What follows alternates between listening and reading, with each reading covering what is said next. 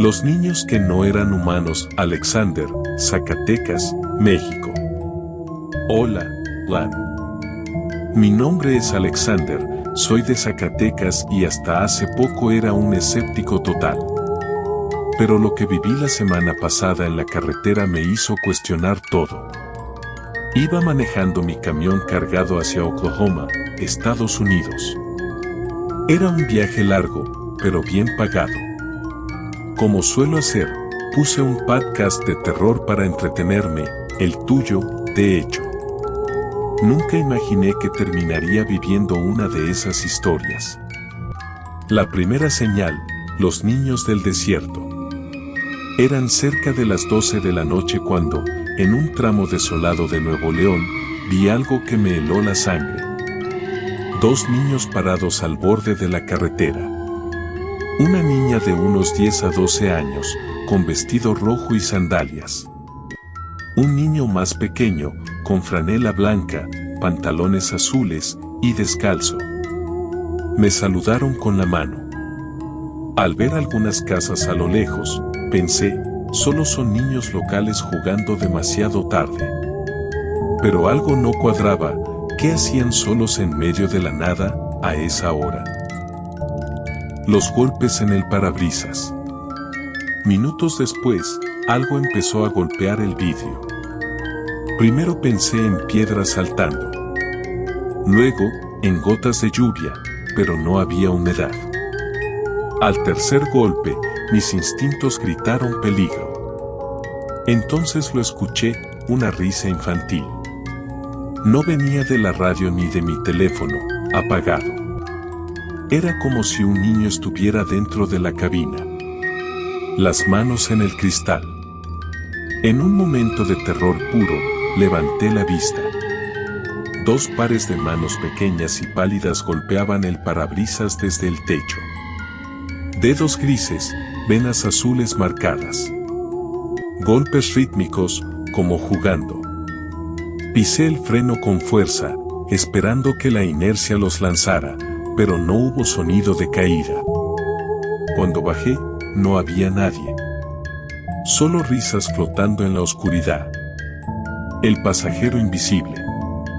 Al reanudar la marcha, la cabina estaba helada, a pesar del calor de julio. Más risas y golpes en el techo, como si algo se divirtiera con mi miedo. No podía pedir ayuda. ¿Quién me creería? Decidí ignorarlos. Hasta que escuché voces susurrando.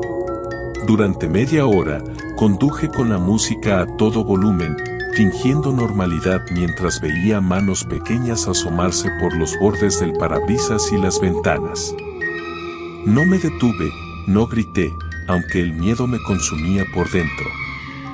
Finalmente, cerca de la 1 de la mañana, llegué a una zona de descanso con otros camioneros. Tan pronto como me estacioné entre la gente, las risas y los golpes cesaron. Un colega se acercó a preguntar si estaba bien. Le dije que había tenido una experiencia rara, pero no entré en detalles. Él lo atribuyó al cansancio. A veces la imaginación nos juega bromas pesadas, dijo, ignorando que lo que viví no fue imaginación. Las huellas imposibles. A la mañana siguiente, me encontré con Eliezer, un amigo espiritual que viajaba en dirección contraria. Le conté todo, y con seriedad me preguntó: ¿revisaste el techo de tu camión? Subimos al techo del tráiler.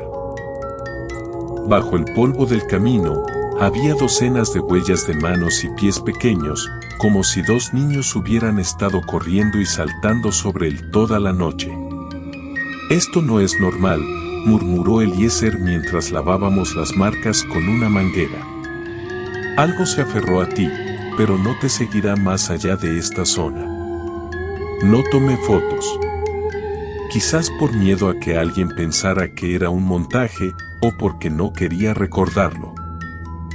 Dormí, sí, pero apenas. Unas 3 horas mal contadas en el camarote, y eso ya es ser generoso. Donde sí pude cerrar un poco más los ojos fue en el puerto, aunque decir que dormí bien sería mentir. Entre el ruido constante y los protocolos por la pandemia, el trámite se alargó casi un día completo. A eso de las 9 de la noche, una grúa colocó un contenedor rojo enorme sobre mi tráiler. Lo aseguramos como debía ser y me alisté para regresar a Nuevo México. Iba cansado, claro, pero completamente despierto. Quiero dejar eso bien claro. Puse música y me dejé llevar por la autopista, con la mente en mil cosas, hasta que entre los acordes y mis propios pensamientos, escuché un golpecito que me hizo fruncir el ceño. Parecía venir de atrás. Mi primer instinto fue pensar que algo en el camarote se había soltado y estaba golpeando contra la pared. Bajé el volumen para escuchar mejor.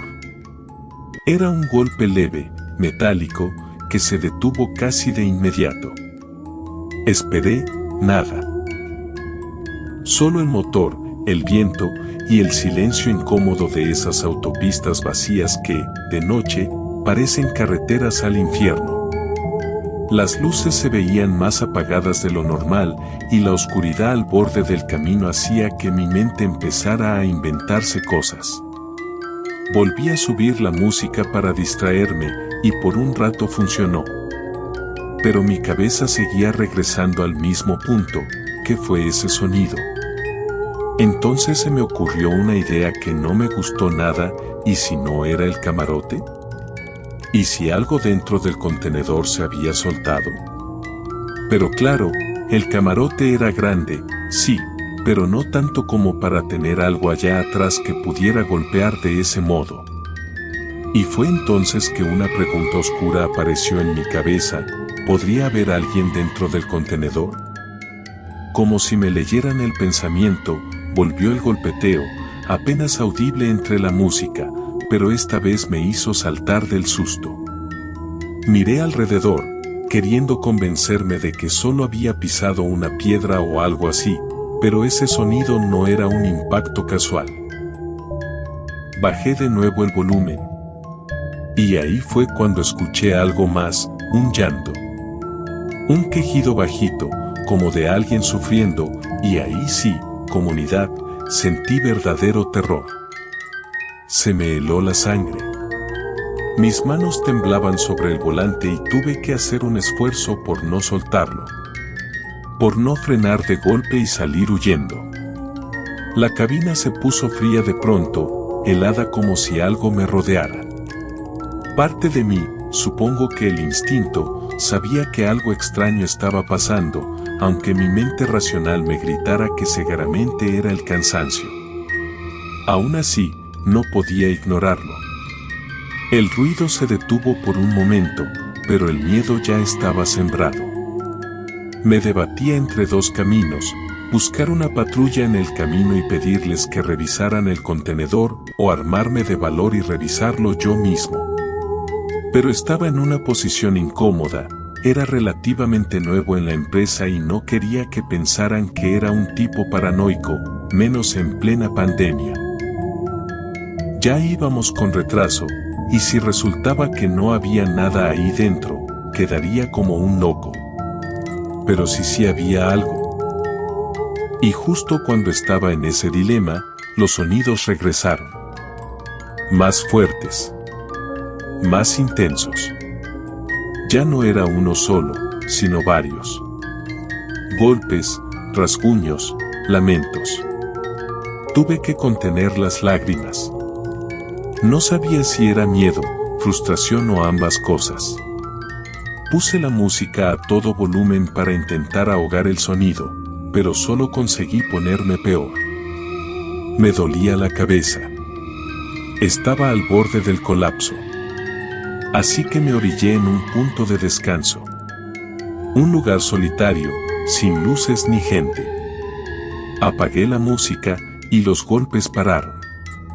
Pero lo que escuché después me puso los pelos de punta. Susurros. Frases incomprensibles, en un idioma que no reconocí. Y ahí sí, comunidad, se me acabó la paciencia. Me bajé de la cabina, temblando, y me acerqué al contenedor. Grité preguntando si alguien necesitaba ayuda. No hubo respuesta, solo más susurros. Más leves. Más inquietantes. Corrí por la linterna de mi celular. Subí al remolque con dificultad, liberé los seguros y abrí una de las puertas.